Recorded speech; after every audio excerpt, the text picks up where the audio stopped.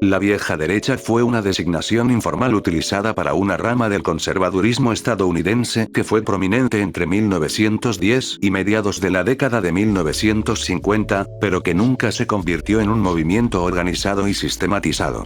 La mayoría de los miembros eran republicanos, aunque habían demócratas conservadores, basados principalmente en la tradición sureña de Estados Unidos. Fueron llamados la vieja derecha para distinguirlos de sus sucesores de la nueva derecha, que se hicieron populares a partir del inicio de la Guerra Fría. Estos favorecían una política exterior intervencionista para promover la democracia y combatir el comunismo internacional. Sobre todo, la vieja derecha estaba unificada por la oposición a lo que veían como el peligro de una dictadura nacional por parte del presidente demócrata Franklin Roosevelt y su programa de New Deal. La mayoría de la vieja derecha estaba unificada por su defensa de las desigualdades naturales, la tradición, el gobierno limitado y el antiimperialismo, así como su escepticismo de la democracia y el creciente poder centralizador de Washington. La vieja derecha típicamente favoreció el liberalismo y el capitalismo laissez-faire. Algunos eran conservadores orientados a los negocios. Otros eran exizquierdistas radicales que se movieron bruscamente hacia la derecha, como el novelista John Passos. Otros, como los agrarios sureños demócratas, eran tradicionalistas que soñaban con restaurar una sociedad comunal premoderna. La devoción de la vieja derecha por el antiimperialismo estaba en desacuerdo con el objetivo de la democracia global, la transformación de arriba hacia abajo de las instituciones y la ingeniería social propia de la izquierda política y algo de la derecha política actual. La vieja derecha per se ha desvanecido como movimiento organizado, pero se encuentran muchas ideas revividas entre los paleoconservadores y paleolibertarios. La vieja derecha nació cuando el Partido Republicano se dividió en 1910, entre una ala conservadora y otra más progresista encabezada por Theodore Roosevelt. Después los republicanos de la vieja derecha junto a otros demócratas conservadores se unieron para oponerse al largo gobierno de Franklin Roosevelt y su New Deal.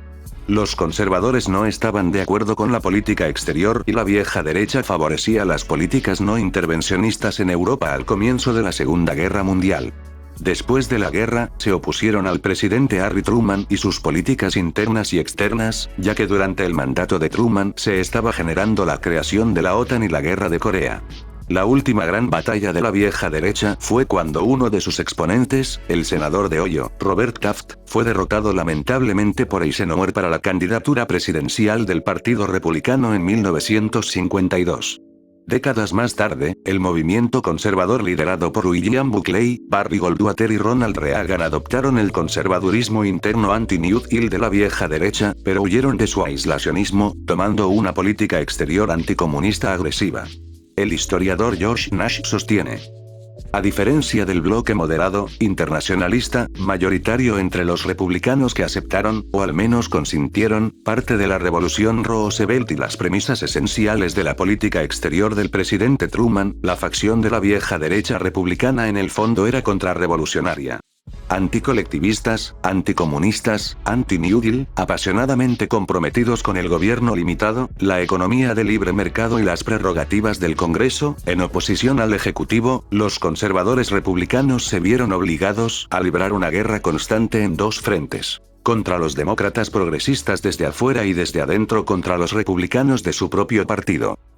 Podemos recapitular que la vieja derecha surgió en 1910 por culpa de las políticas progresistas del presidente republicano Theodore Roosevelt, después tomó fuerza por ir en contra de la larga presidencia de Franklin Roosevelt y sus políticas económicas estatistas del New Deal.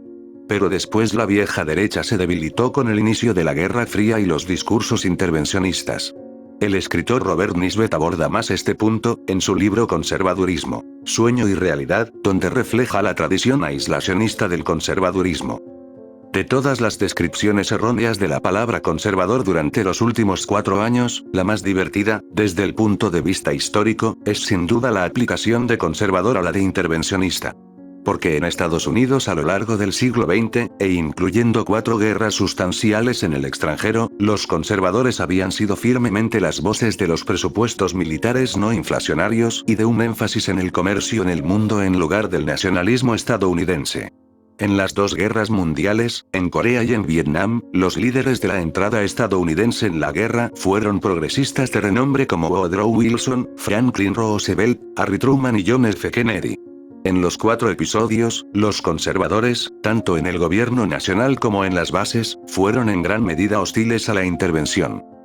Para finalizar, hay que decir que la vieja derecha tuvo muchísimos exponentes, pero me gustaría recalcar a 2 de ellos, Albert Jaynock y Franz Chodorov. El primero fue un libertario inspirado en las tesis de Franz Oppenheimer y su concepción del Estado. Por su parte, Chodorov fue discípulo de Jaynock e inspiró muchísimo a Murray Rothbard en pensamientos políticos y filosóficos.